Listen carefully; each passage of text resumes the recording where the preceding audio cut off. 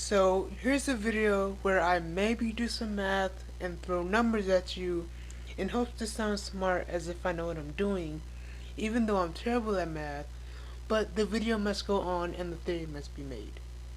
Atomix is the Omnitrix's DNA sample of a very powerful unknown nuclear-based alien race. This species has the ability of atomokinesis, nucleokinesis, radiokinesis, argokinesis, and photokinesis. He's also able to generate different forms of chemicals, as well as enhance biology, and along with space survivability, this species also has the ability of flight. Although he's only had a few appearances, this robotic humanoid has achieved great feats, such as defeating an evolved arachnochimp and having the strength to kick someone into the upper atmosphere. But what I want to discuss in this video is when Atomix defeated the Scare by creating a miniature sun, trapping the alien within his own castle. The question I have today is, could Atomix create a big enough sun that could sustain an entire planet?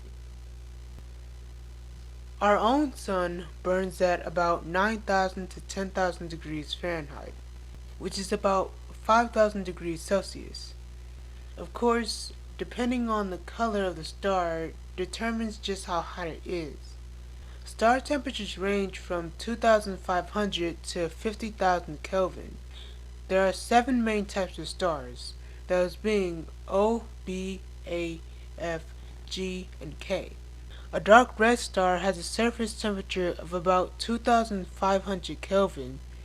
A bright red star is about 3,500 Kelvin. The Sun and other yellow stars are about 5,000, and a blue star burns about 10,000 to 50,000 Kelvin. In the Omniverse episode Oh Mother Where Art Thou, Ma Rito threatens to blow up the sun if she didn't get her pretty boy back in time. So we'll use that as the situation for this theory. Now, I know Ben didn't have Atomix at the time, or at least wasn't aware that transformation was in the Omnitrix at this time, but let's just say hypothetically he did. Or prior to the events of A Few Brains More, someone else tried to blow up the sun for some villainous reason. If the sun was destroyed, could Ben as Atomix create a new sun to sustain life on the planet?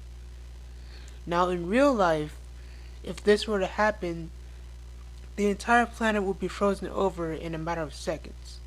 But since this is a fictional universe, we'll say Ben has some time before that happens. My initial conclusion was that Atomix could have the potential to sustain a planet with the star that he made, but due to the nuclear nature, the sun would only be suitable for a species that could attain high amounts of heat, such as pyronites or polymorphs. But during my research, I discovered that not only could he control the different forms of chemicals he created, but his species could also have the ability of heat generation, meaning he could control just how hot his sun could be.